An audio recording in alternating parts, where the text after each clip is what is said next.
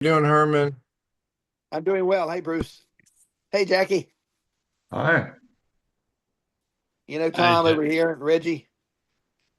Oh, very good. Good. Good to see you guys again. Hi. hey, Yep. There's Mio. Hey, Mio. Mio. Mio. Hi, Mio. hey. We know you're there. There Yeah, she we is. see her Hi, now. Mio. We see her. We not only know it, we see her. Yes. Okay. I forgot who's got tonight. I don't think it's my turn. I think I'm next. Reggie does. Reggie's Reggie one of does. them. Bruce, do you know? I'm doing it tonight. And Reggie. Uh, that's fine. So Reggie, Reggie's. what chapter would you like to do? It doesn't matter to me, whichever one. Oh, that's great. You guys are gonna. Okay, very good. All right. And next time on May 12th, it's going to be Pastor Miho and Pastor Rick. Whoa, way to go. Okay. Thought I signed up for something, but I guess not. Okay. All right. Let me put in a plug for our Atlanta Civil Rights Yes, bus trip. It's not too late to sign up. We're trying to get 30. We've got 20 registered. We need 10 more. Mhm. If you know of anybody that's interested, please let me know. great. Okay. Um, Pastor Leroy is not here. And did he get to sign up? Because I got a hold of him that week that you talked that we Yeah, took. I think he signed up. Have you Okay. Okay. seen Have you seen Leroy's signing up for the trip, Bruce? I don't know for sure, Okay. but I will check. I will check. All right. Miho, Um, Miho.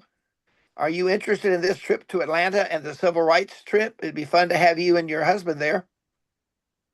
Oh, it'd be nice, but I think around that time I usually go home in Japan, so I don't think I can make it. I understand that. Understand that. September.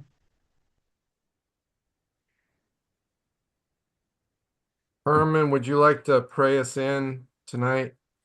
I'm going to ask see if Jackie would. Jackie, would you start us off with a word of prayer? I sure will. Can you hear me? I Okay. can, Yep. The Lord be with you. and And And also also with with you. also you. with you. Good and gracious God, we thank you for this day. This is the day that you have made, and we are rejoicing and we will be glad in it. We thank you for how you kept us all day long and brought us to this time of an evening, oh God, that we might gather over the airways through this technology that you've gifted us with. I don't take it for granted that you allow it to be so. And so we thank you for these who have gathered here tonight and ask that you will bless and be with those who are absent as they travel and as they are away on this evening, oh God. And we ask that you bless this time together, open up our minds, oh God, as we share this hard work of justice. Yes. Um, and mercy that this world is so ever in need of, having a heart to do the work of justice, oh God, on behalf of our um, fellow sisters and brothers, oh God. And so we just thank you right now for allowing us to gather here tonight and bless our time together. Bless every word that is spoken. Be with us and bless us to be a blessing to one another as we share. These things we pray in Jesus' name. Amen. Amen. Mhm. Okay. Reggie, Okay, no, Reggie, would you be okay if I did chapter 5 and you did chapter 6? yeah, that's fine. Okay. All right. I have a bit of a problem with reading this text. I'm having some eye issues. You having But what? I've written down some things and I think we can work together. Let's start out with just some things that stood out to you in this chapter. Let me just frame it up that it's talking about Walter. He's been falsely accused of murdering someone. And we're dealing with Bryan, who is his lawyer. and his family trying to make sense of this whole situation. And they come to this question, what are we going to do? What are we supposed to do? That's really a critical question. So what are some things that stood out to you in this chapter? And then we'll go from there. Okay, I'm not short on words. I found it interesting that Bryan was, now I wasn't here when chapters 1 and 2 were done, when it first described Walter. I know he was a hard worker and he was a decent African American in the town that he was living in, but I don't know whether he would be considered like middle class, not poor. But I was fascinated that Bryan was literally shocked on page 94 to see the state of Walter's house. Did anybody get that? How it, and he looked at it and he said it was a dilapidated house. And he said it just dawned on him that it belonged. He was surprised at the profound disrespect that this was a poor family's home. Yes. Growing up around this area, I'm used to seeing it. I'm used to that. I don't understand what you're saying. I'm used to seeing those houses like that. No, I guess I'm talking about this black man, this black lawyer. I know. So I said I'm used. Yeah. No, and I'm talking about coming from his perspective, not yours, Rick. I understand what you just said, what you're used to seeing. Yeah. I'm talking Bryan is expressing. It got me that this black author is saying that he's surprised to see the shape that the house and the property was in. He expected Walter to have a little more, you understand what I'm saying? A little more You're right. To maybe have a better kept house, a better yard and stuff, and he was surprised at it. That got me. That stuck out to me. That he was taken back that, and it realized he's like, this was a poor family's home. Which I was struck by. Huh? I was going to say I was struck by the family and how they received Bryan, and how they applauded him for coming, and how they were hungry to hear any news. And he said he'd never been applauded just for showing up. And I was impressed at how close knit they were and how much they cared for one another and for Walter. That's right. Even though Walter had an affair, it evidently no one saw that as something that would break the family ties or the family bonds. Surely it was hurtful to many, but I was touched by how close they were and how many people knew he was innocent and tried to say he was innocent and weren't listened to. And they were with him at the time. That's right. We were with him at the time. It's not we think he's innocent. We know he could not have been there and done it. And their voices simply were not heard. They had no voice in the justice system. Yeah. That was. And the chapter starts out with I think his sister saying it had been so much easier if he had been out hunting alone. That's right.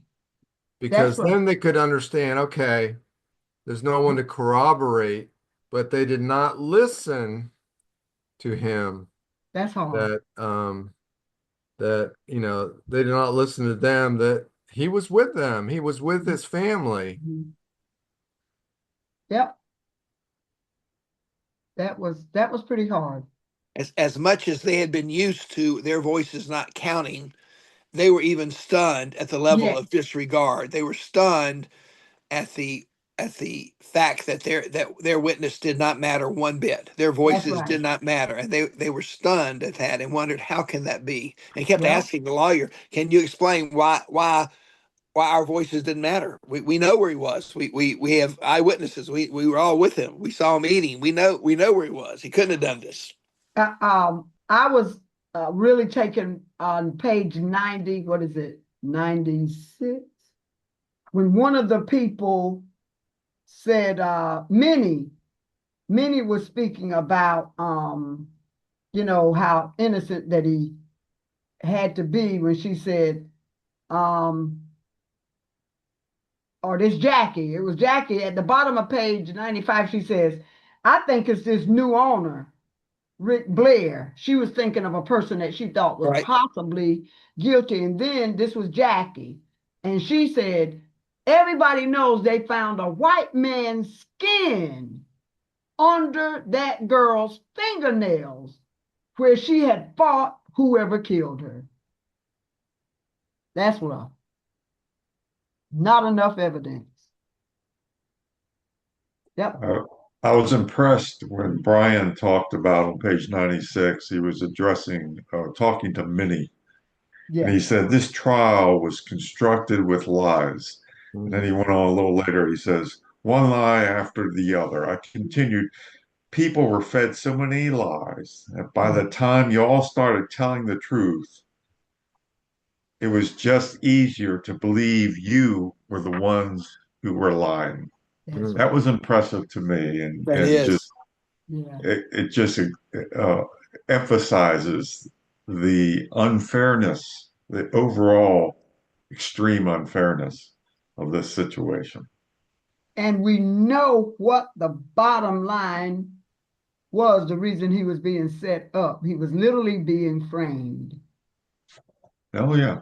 He was really literally being framed for one particular reason.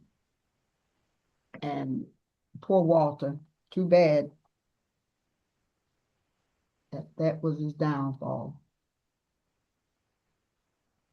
And Jackie, do you think that it was because he was with this Kelly?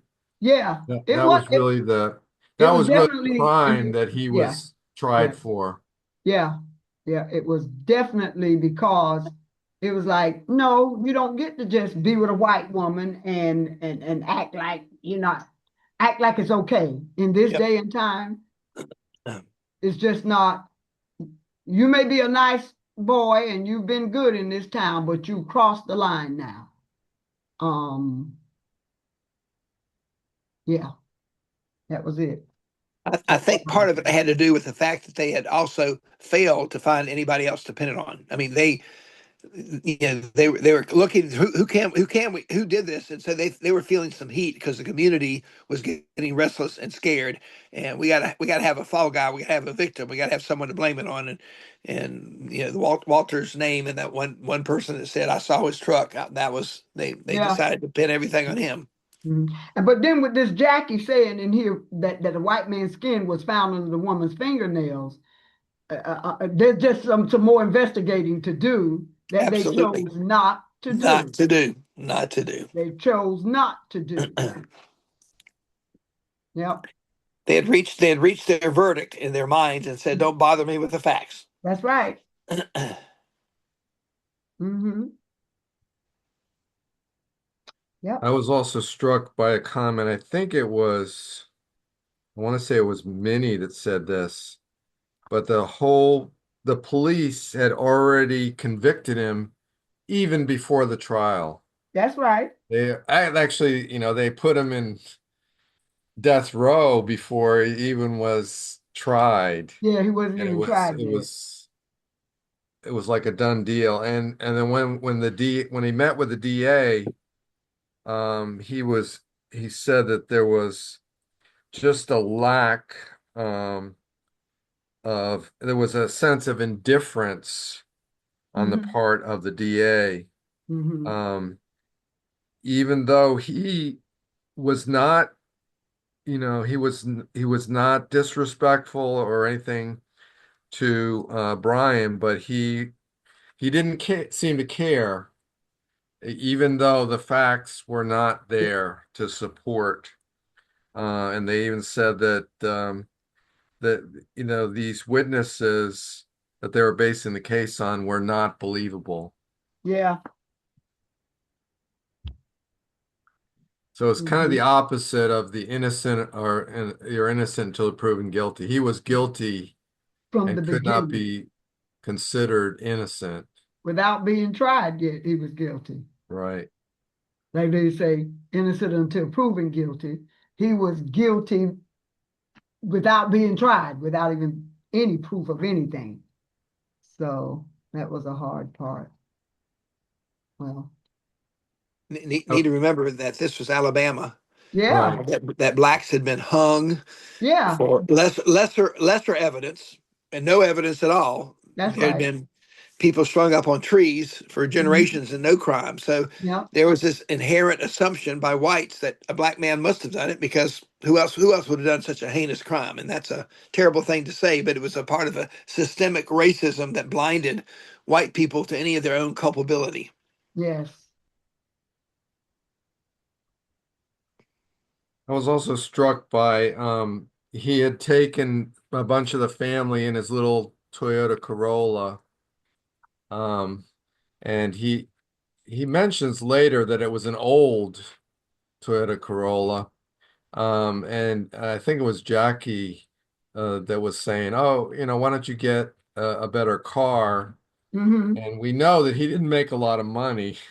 Hmm. Um, so that may not have been a situation, but Minnie says your car's okay, it's fine. She Yeah. reassured him that she didn't care about what kind of car he drove. She just cared that he cared enough to try to help Walter. That's right. Yep.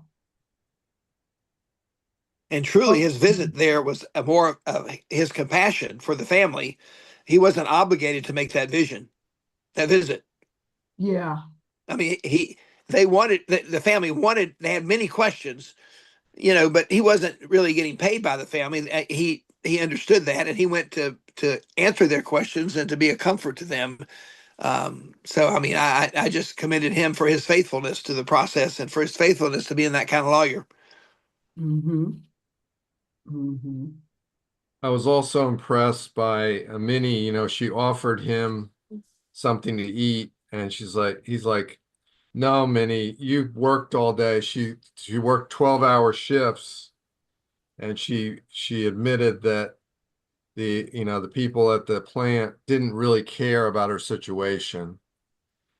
She just had to do her job and suck it up. Hmm.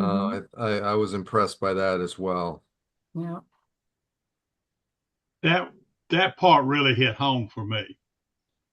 My Hmm. mom was raised on a tobacco farm in North Carolina, and I Hmm. can remember my grandmother. We'd go visit, and she had to fix us a meal when we got there. My Hmm. mom's the same way. We'd walk in the house. Y'all want something to eat? Y'all want something? Even when her dementia kicked in, one of the first things she said to, "Y'all want me to fix you something?" And that hit home, brought back some great Yep. memories for me. But that's the way Hmm. That's the Southern I was raised. hospitality. We're gonna feed Yeah, you. that's good old If Southern. if That's the you way you come do in it my down here. house, if you That's come right. in my house, you Yeah, getting fed. Yep. That was a given. Yep. A Southern woman.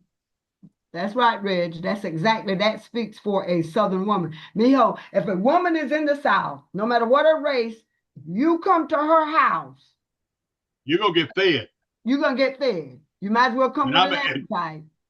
You're and gonna it have ain't a sandwich either. and It the ain't. only reason, and the only reason this guy didn't get some food forced down his throat is because the woman really was tired from working Yeah, overtime. And he had to remind her that, well, don't bother because you've done a lot yeah. of work. And that was probably about the only reason she backed down from saying, well, okay, it does have a point. I probably need to slow down and get a little rest. Yeah. Yep. On page 101 is probably the key insight for me that I got out of this chapter, and it was a key insight that Bryan himself got. It is third paragraph down. Driving home that night from meeting Walter's family, I thought of the story in a whole new way. I never before considered how devastated John's community must have felt after his lynchings. Things would become so much harder for the people who'd given everything to help make John a teacher. He tells the story of John was a young African American man whose family sent him to get a second level of schooling and became a teacher, and yet he was lynched, and how devastated it was to the whole community. And he's making the point that Walter, being accused falsely, had an impact on the whole African American community. It touched so many people who were devastated by the failure of the court case, who had hopes for Walter, who had hopes for this fellow John. And so I thought, Yeah. you know, that sense of how we don't see the ripples of injustice. The ripples of injustice is what I think he's pointing out, and how those ripples continue to wreak havoc on people's lives and continue to wound people long after the atrocity. Yeah. I took out Herman, as you skipped over the actual story, you went to the result of how Bryan Right. was processing it. I was going to say, well, okay, once we get to that part on page 100, I love knowing where titles come from. That's me. I like titles of movies, titles of stories, titles of books. Where did that title derive from? And so this chapter is titled Of the Coming of John. Ah, Not yeah, Bryan, not Walter, not anybody, the topic is of the coming of John. And so here on page 100, Bryan decides to let us know that William E. B. Du Bois, in some of his seminal work, wrote about the souls of Black folk.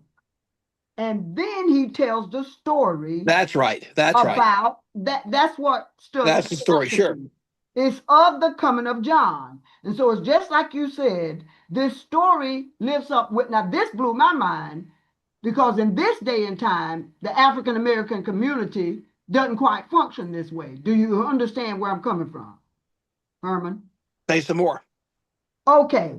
It shows that in this entire, I'm reading it, the entire Black community where the boy was born, they raised money for his tuition, to go and get an education so that he could come back and be a Black teacher to Black students. You see, that was, they were trying to better their community by getting a trained Black teacher, since Black kids weren't able to be taught, in the white schools or by white teachers.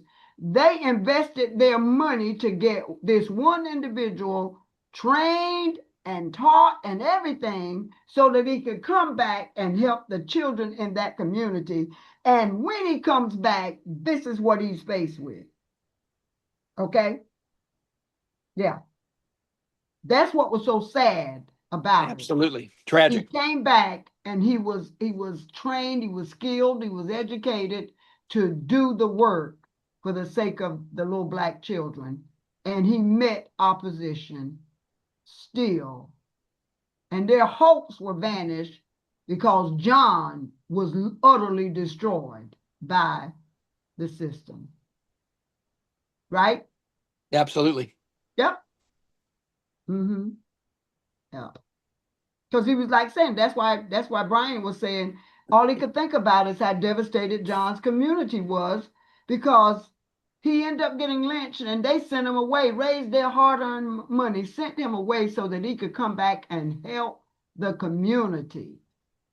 And instead of him being able to exercise his skills, his talent and education for the sake of the community, he was lynched for it.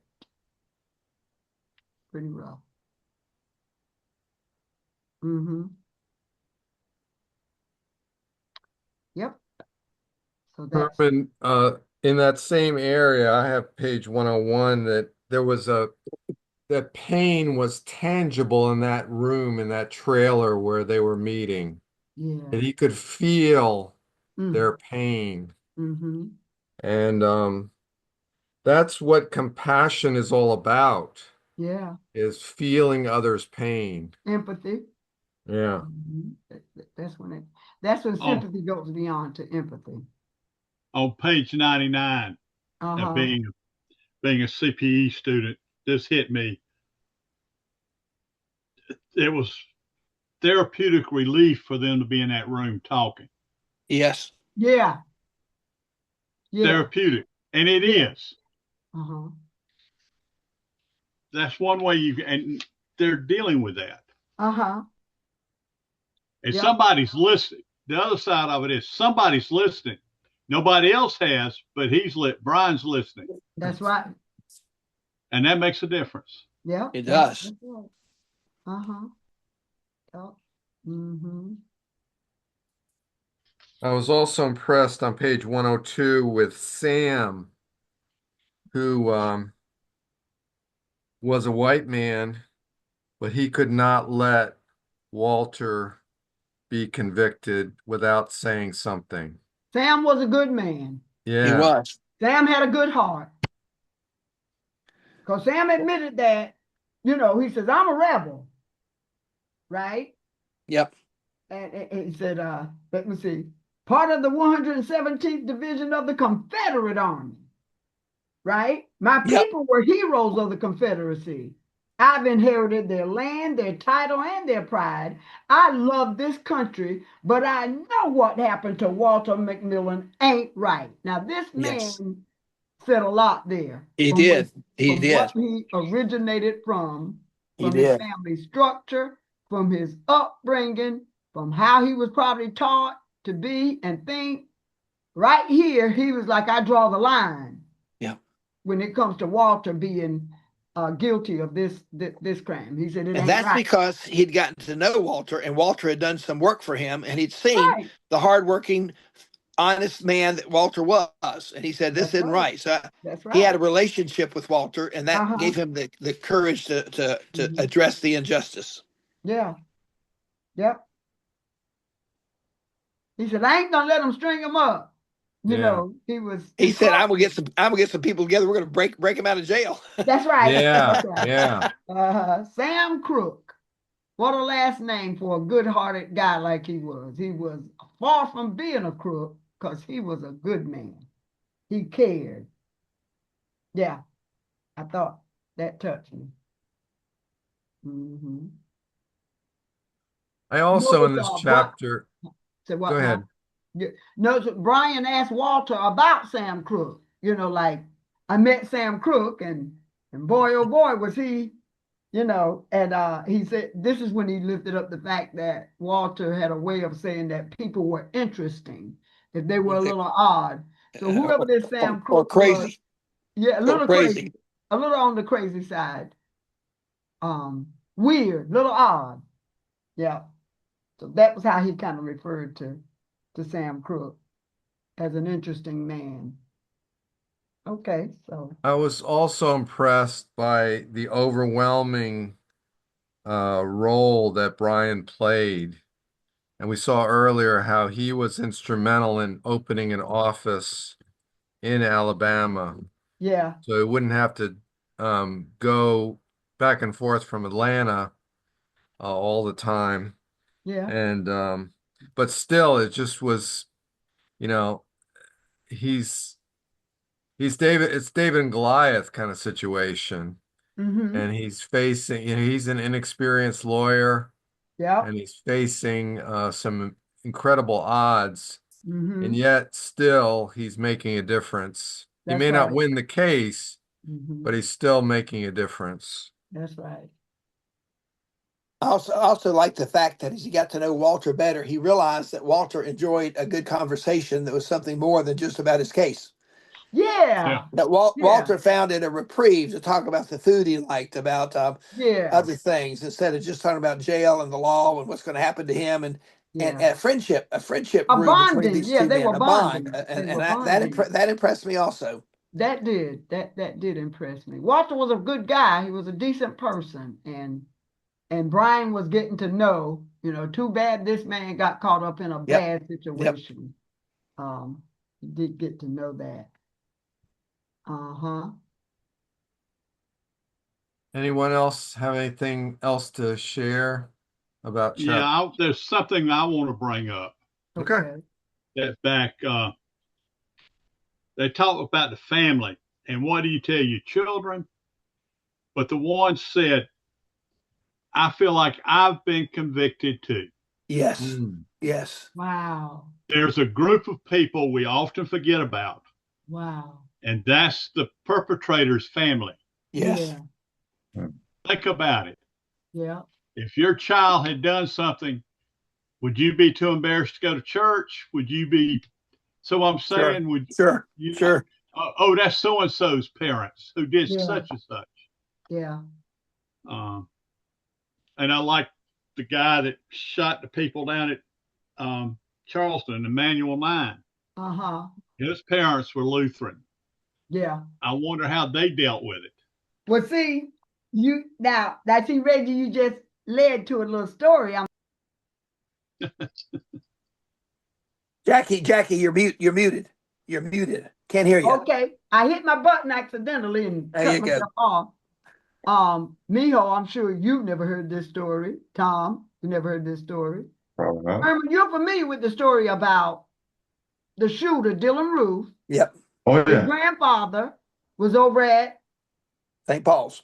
St. Paul's, and it happened on a Thursday, and now it's Sunday morning, and Leroy Cannon, in his absence, you remember Leroy from last time, Red? Leroy? Yeah. Leroy was doing some field work as a minister over at St. Paul's Lutheran Church. Oh. And he was over there doing the early service.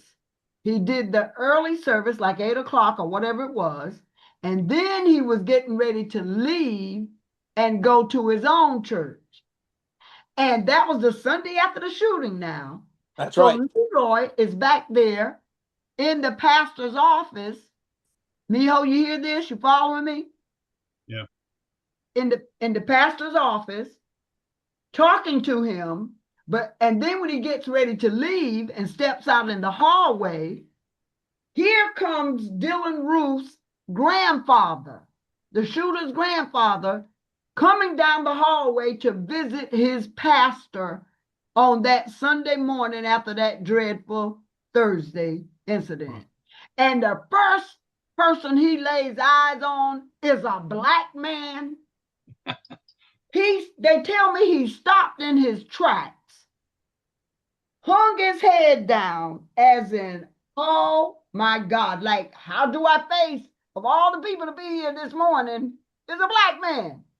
And Leroy, they tell me, Leroy goes to him and meets him in the hallway, embraces him and says, we're praying for you and your family. We're praying for your family. And the man broke down in tears because he was so like relieved at the fact that I was there and witnessed the whole thing. you were So, there. So absolutely.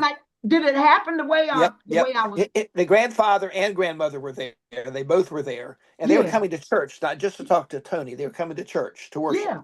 And this was the Sunday after it happened. So that shows you right there. They were reaching out to their faith community for support.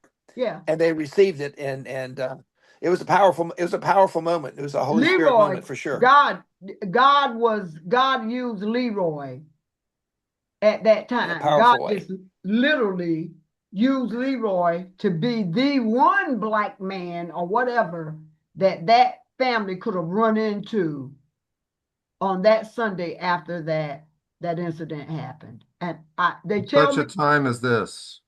Huh? And such a time as this. Yeah.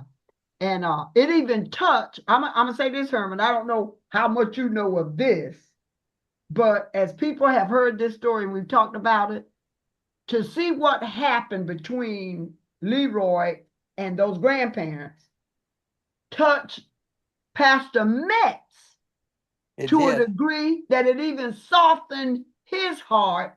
It did. In general. It did. Because I heard him tell the story himself. Another place, and to hear him tell it, it even softened his heart in a sense about Harry life. Weber. Yeah. What was that, Red? Harry Weber's chaplain at Newberry, and I had him for one of religion courses. And he used to say that the miracles were not what happened, but the timing of it happening.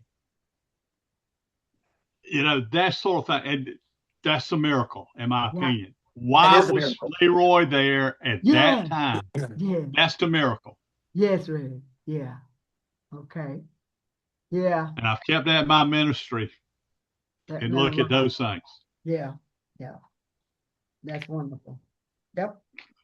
But I also appreciate your larger point, Reggie, that we sometimes forget the families of victims, and we don't hold them up, and we treat them as if they have a scarlet letter when when they don't. And so understanding when when the woman said, I feel like I'm on death row right along with Walter. Yeah. As unfair as it was, that was a true what she felt. Yeah. And they do. And part of that self-inflicted, and I realize that, but we as a community sometimes turn our back on them. Right. Mhm. I think the religious leaders don't do it like the lay people, but yeah. Yep. Thank you. And anyone else have anything to share on chapter 5?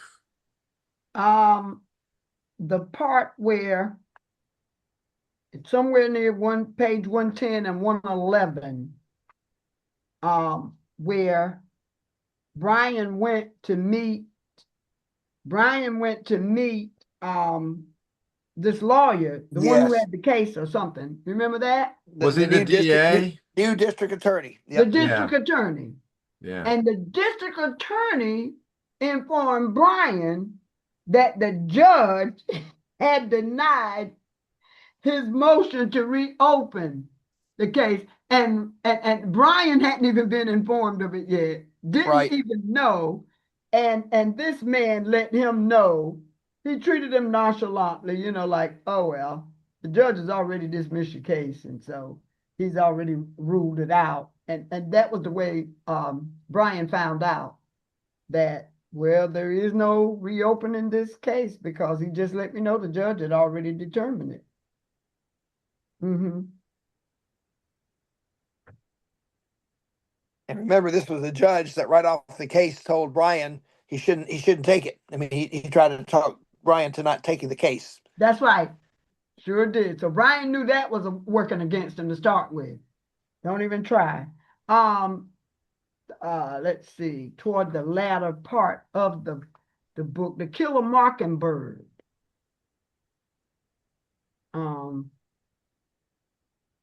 He was saying that it was playing in the area and it was very ironic.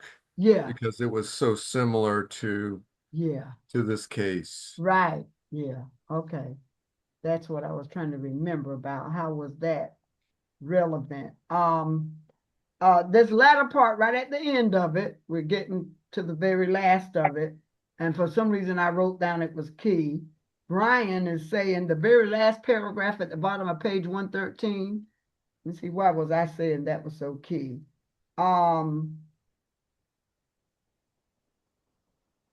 Let me see, he's being somebody's lawyer now. He said, I got in my car with the sinking realization that if everyone who tried to help us on this case was going to be threatened, it would be very difficult to prove Walter's innocence. Right. So that's when he realized how stacked everything was against Walter getting a fair trial. Yep. Right. He said if his case wasn't overturned on direct appeal, we'd have a chance to file a post-conviction petition later, and we would need new evidence, new witnesses, and new faces to prove Walter's innocence. But this was at this point, it was when he realized it ain't happening. Nope. About proving Walter's innocence. I wasn't even sure how much time had lapsed since the judge's ruling, as I had never received the order, in the first place. So you don't even know how much time. He doesn't even know exactly when the judge overruled that case. Yeah. Mm-hmm. Yep. All right. Good job. Right. Mm-hmm. Herman, would you like to take a moment and share about the movie on Thursday night?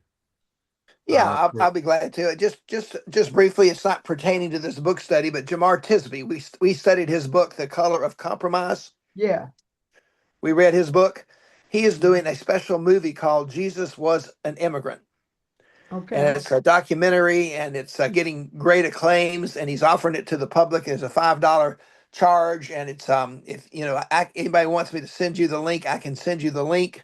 because I follow him and I read not everything he writes, but I read a lot of what he writes, and I think he's a powerful voice. Yeah. I think he's one that like Dr. King speaks for justice and is really tries to lift up the plight of the immigrant right now. And I'm gonna see it on Thursday night. So if anybody is interested and wants me to send you the link, I'll be glad to do it. And it's going to be shown. I thought it'd be cool that sometime maybe our iNet, our Inclusiveness Network, maybe we're to sponsor a showing in the Columbia area. I think that'd be a neat thing too. It's about 32 minutes long, so it's not terribly long, but it'd be a great discussion thing where people could talk about what they'd seen. So that's enough, Bruce. Thank you for letting me do that. All right. Reggie, take it. It's I'm all ready. yours.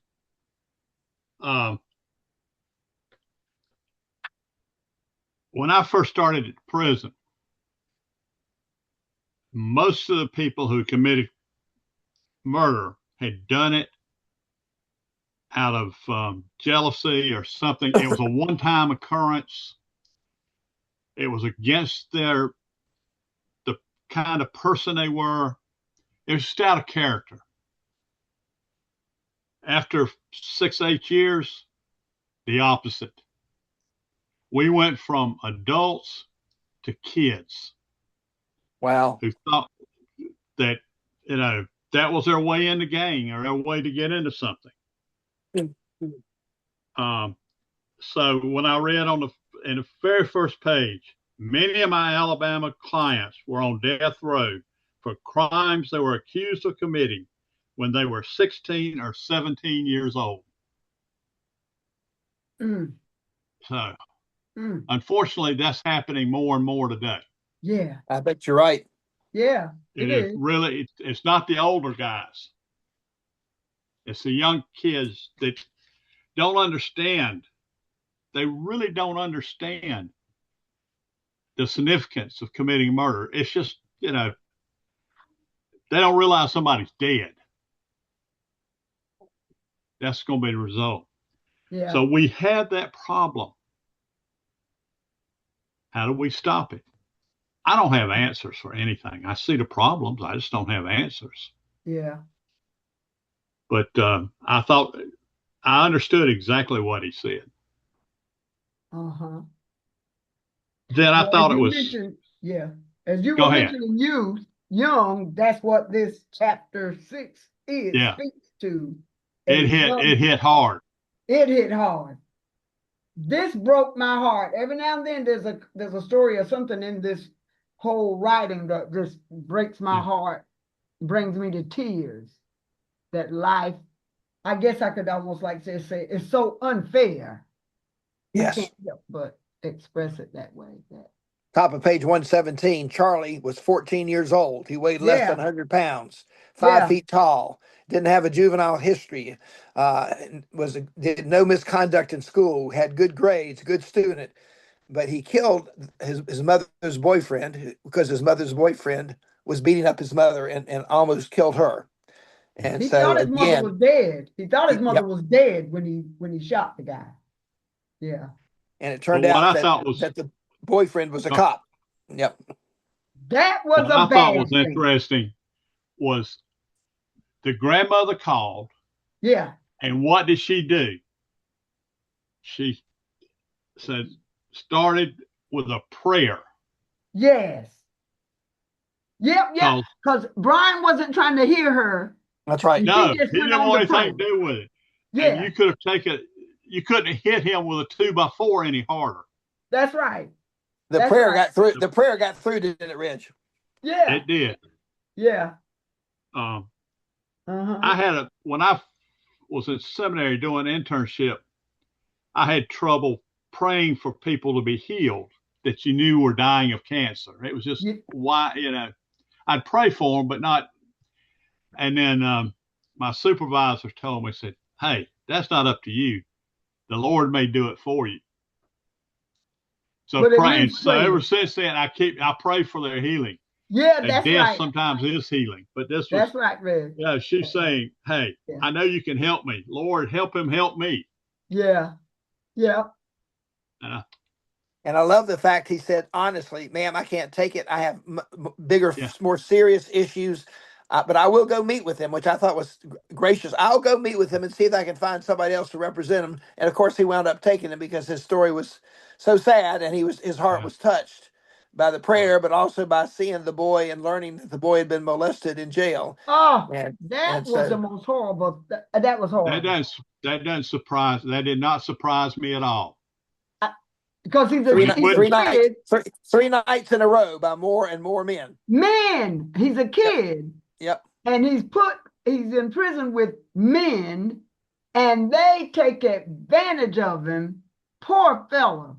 Just think if Bryan hadn't stayed with him long enough just to get him to talk. Yes, and I thought that was amazing because I think I might have given up I after would an have given hour up. of no conversation, but Bryan kept saying, "Let's what are you hungry?" He kept bringing up random subjects just to get the kid to talk, and then finally he broke through. I forgot what it was that he broke through, Yeah, and let's see and what it was that caused him to break through. and the boy said something, and then he saw how hurt he was, and he held him, and that was a moment where they connected deeply. Yep. Must be 118, maybe. Well, I got it. It's page 123. Okay. 123 toward the bottom half of the page, the last I, full I paragraph. I see it. I see it. So when he says after a while, he started saying all kind of simple stuff, just like Right. funning with them. But then when he finally said, he said, after a while, I tried again. Come on, Charlie, what's going on? You got to talk to me, son. He said, and then I started leaning on him somewhat playfully. Now that was it. That was the straw that broke the camel's back. That was it.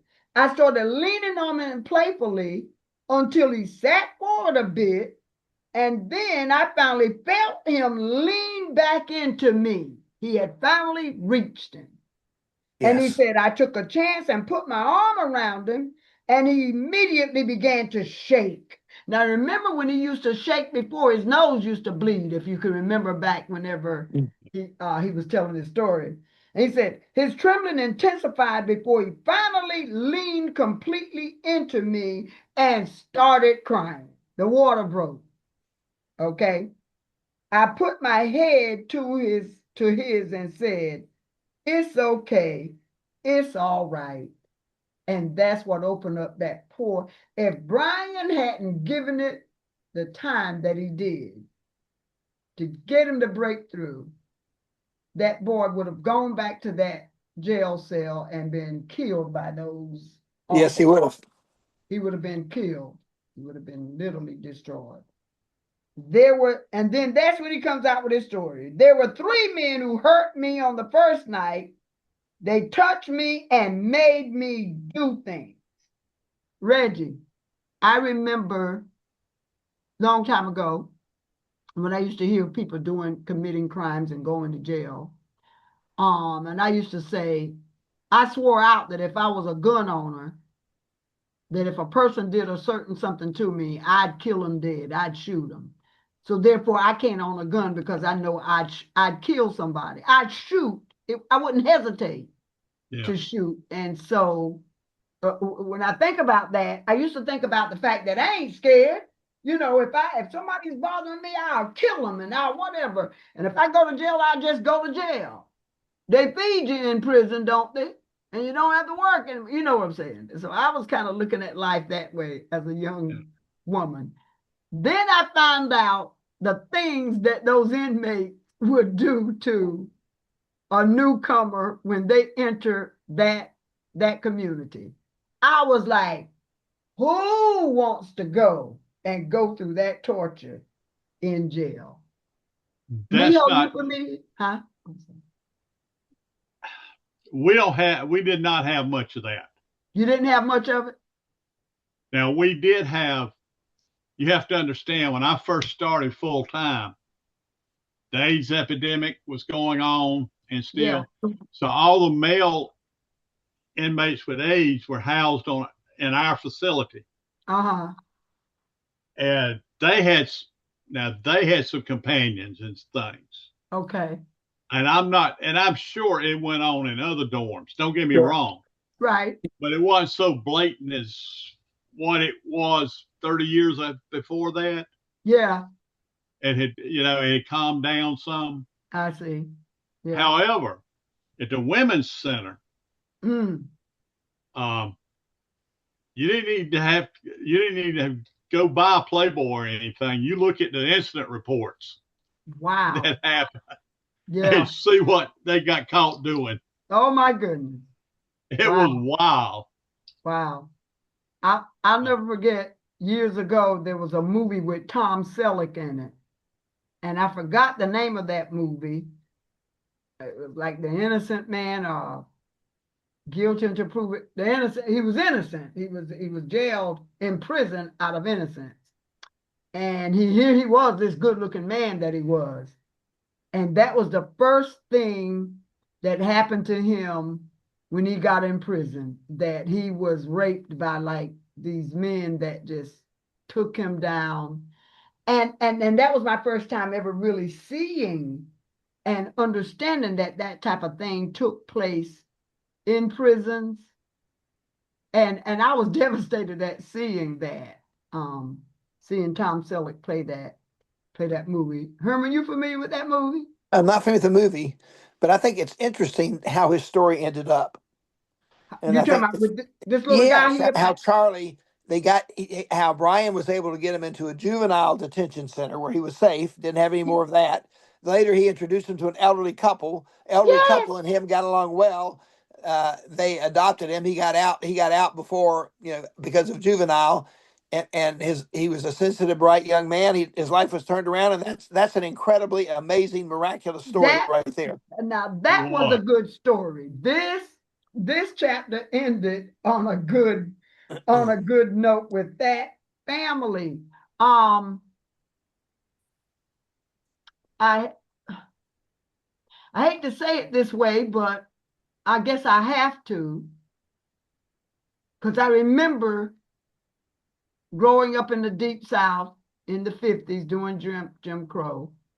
And when I would let my mother and father know how awful it was to walk around in black skin and be treated the way we were being treated, I don't know how you can even like a white person or even have any type of.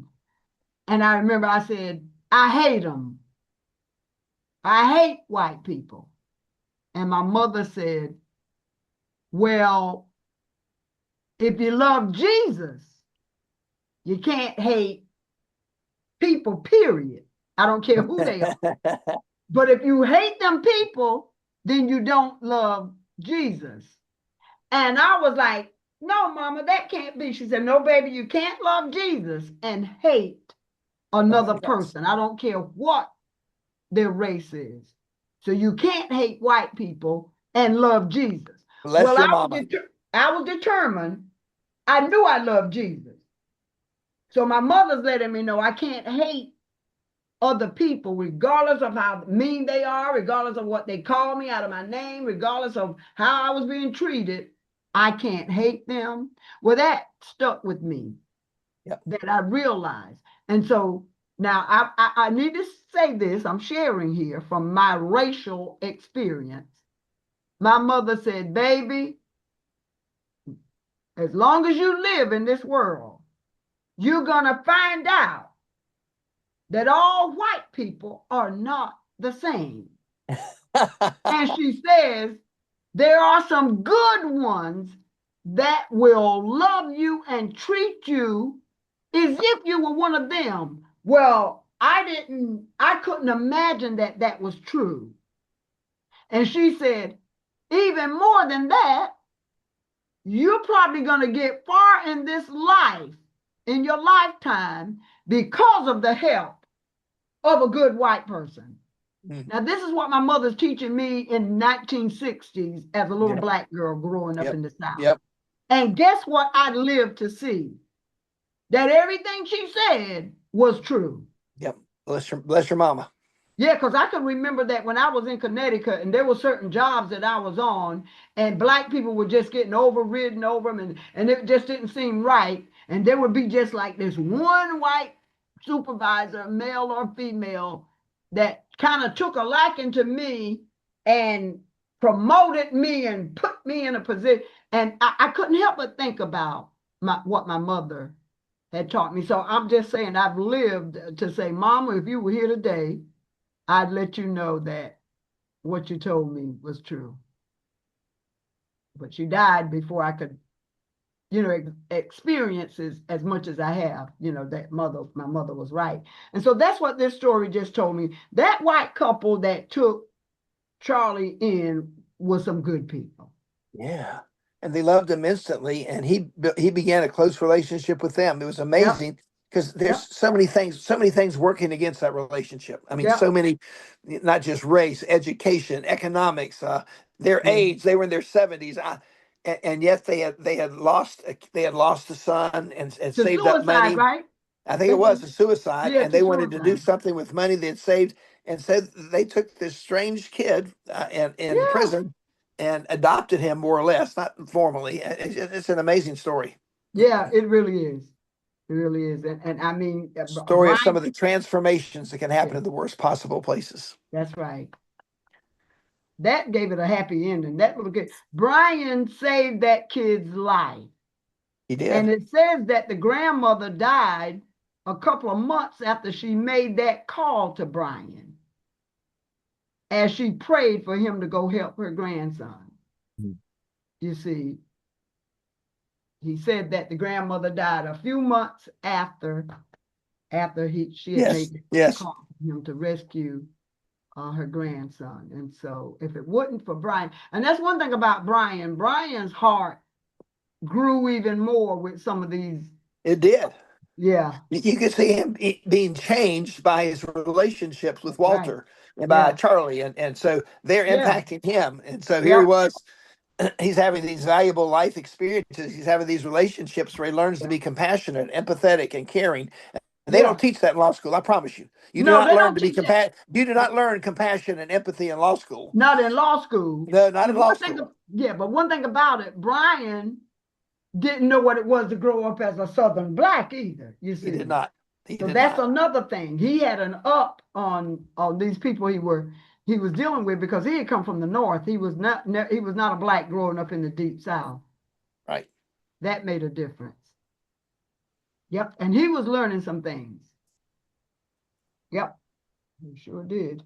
I was really impressed on the last page. It talks about Mrs. Jennings expecting what maybe Bryan thought was too much of Charlie, but she was right. She was right. Hey, Bruce, you're talking about the name of the chapter. What's the name of this chapter? Surely Doomed. Well, it's the opposite, really, but no. That's right. It's where the phrase come from, surely doomed.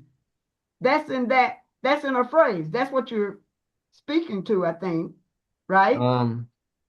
But if we don't expect more from each other.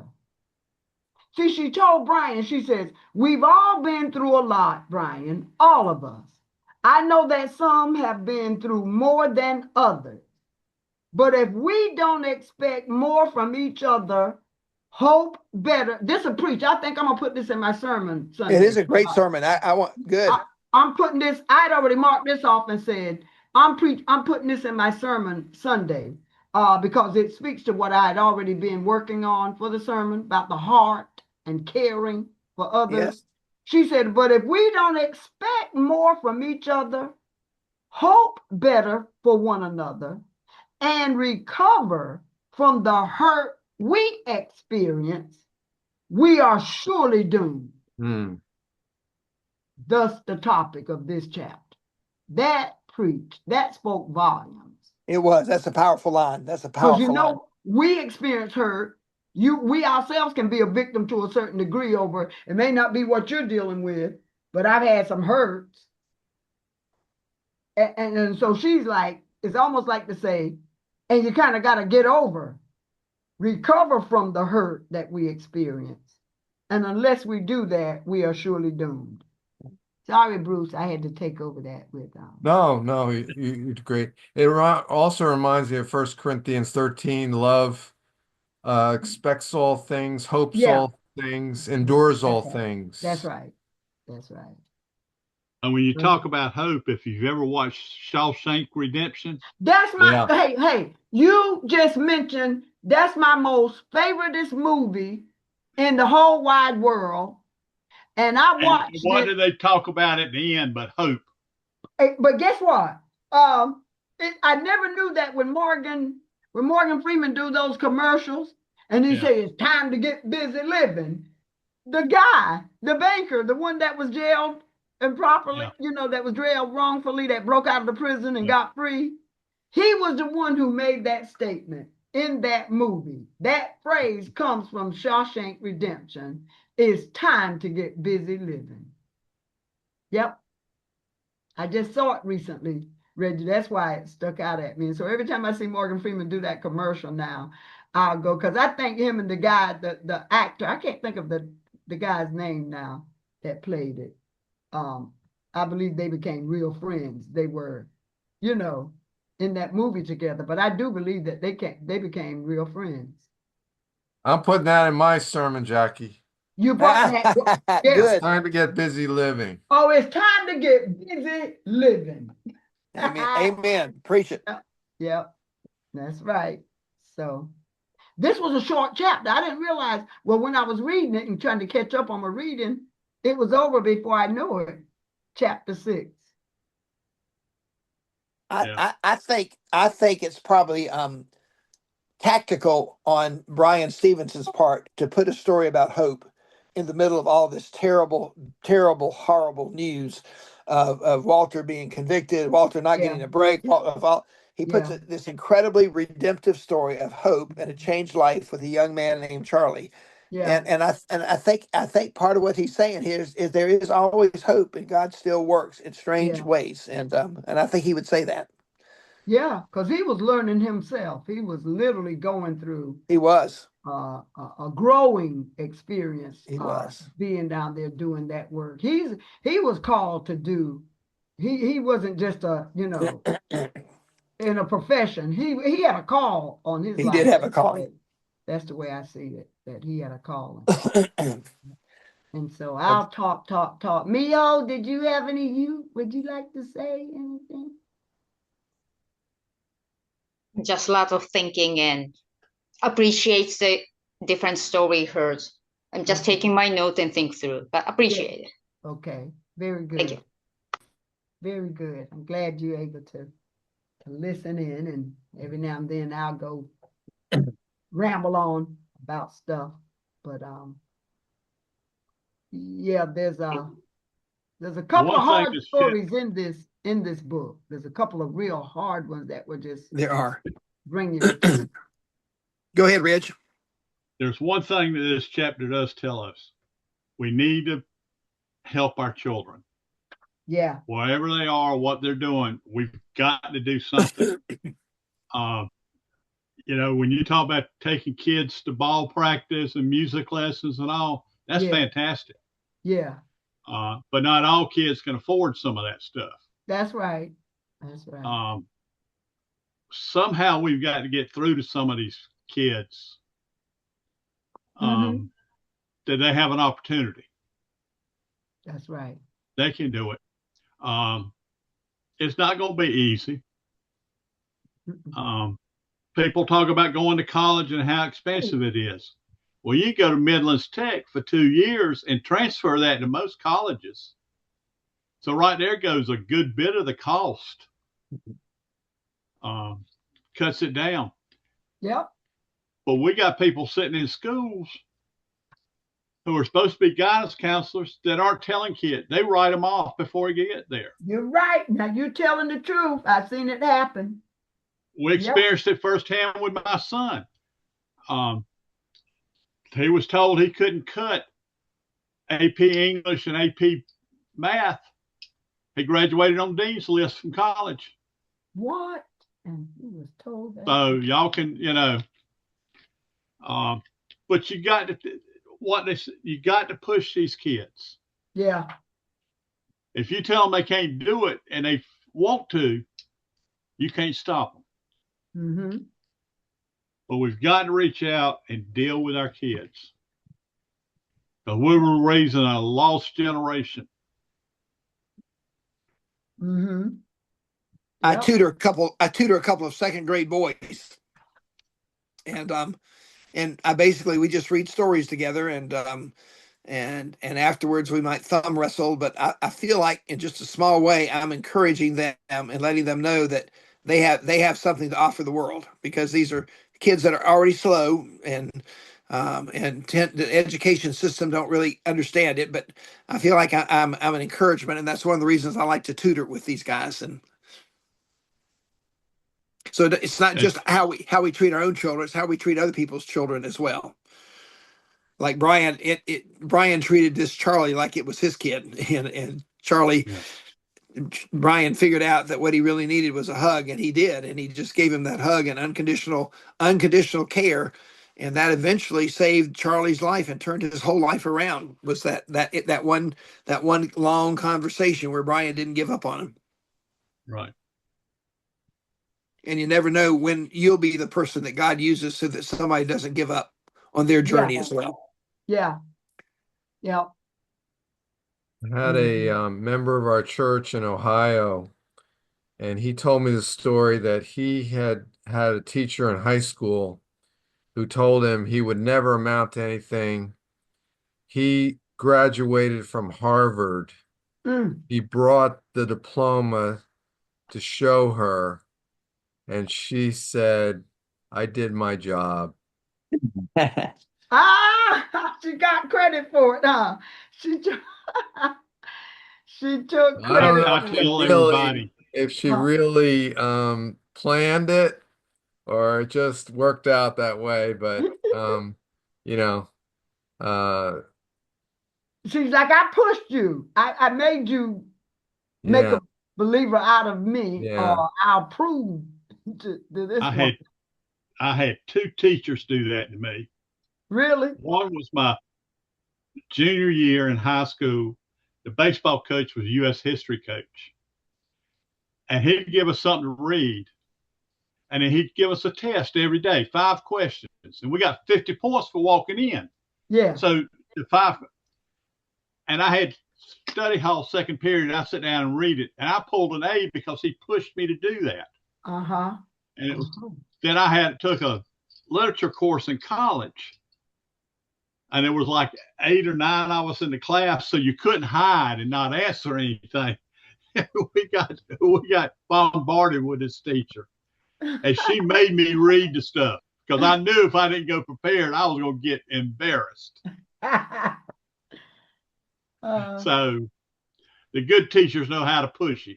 That's right. They do. They certainly do. Yeah. Reggie, anything else about this chapter that you wanted to comment There's not a whole on? lot. This was a short chapter, and most of it was about Charlie. It really was. It was. Both of these chapters had stories that were long and took up most of the chapters. Yep. The one about Bryan going to the family, and that took half that chapter almost. That whole story. Yeah. And Charlie took up about half of this chapter. Yep. It was short. And Mhm. they were But those good. I stories- enjoyed them, but there wasn't a whole lot He could have other told than that us. in them. He could have told us, this matters and why it matters, and given us an academic lecture. But he told us stories that showed it. Yeah. Right. So these stories. I mean, I'm not knocking it. I'm just saying. Yep. I know that. I think Well, that's see, he did that intentionally to be more effective, Yes. because if you just give facts, you don't respond in the same way. But that when you get to know these people, and their pain, Right. you empathize with them. I agree.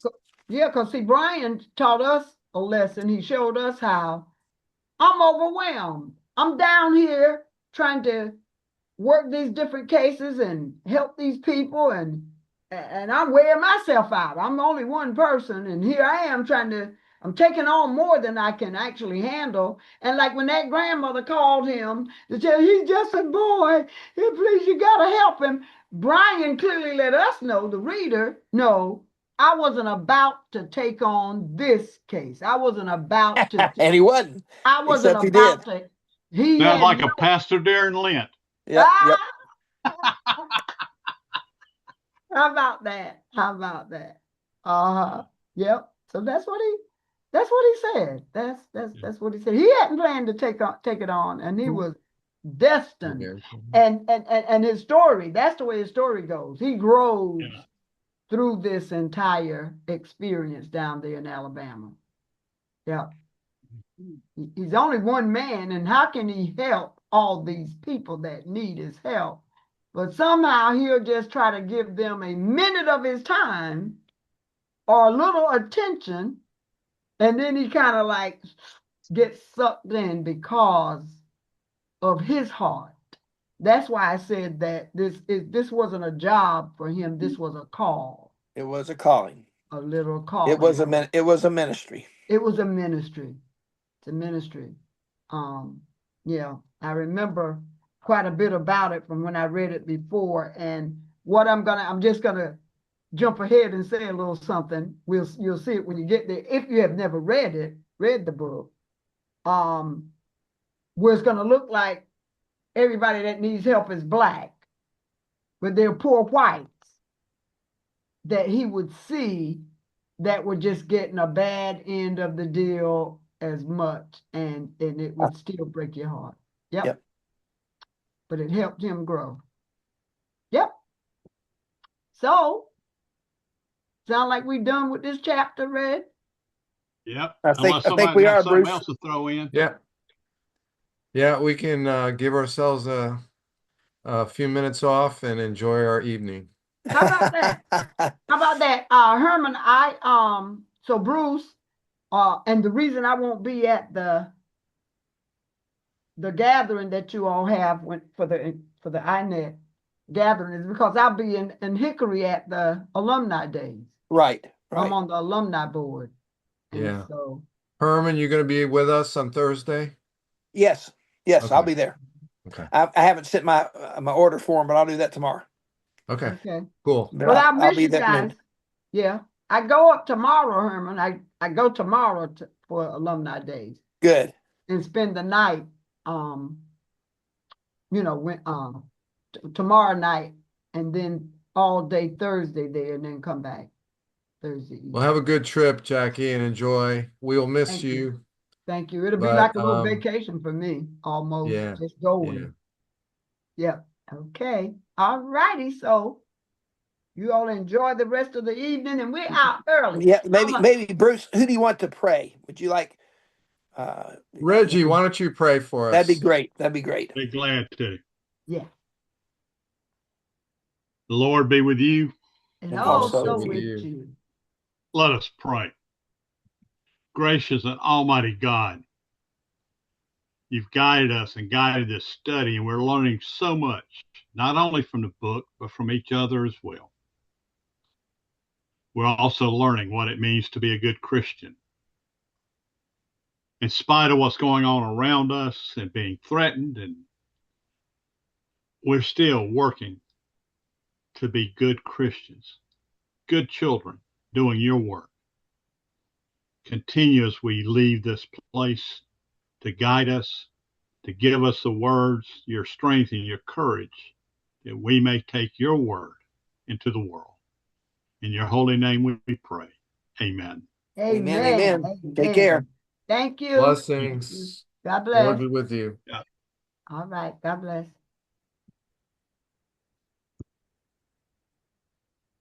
I'm trying to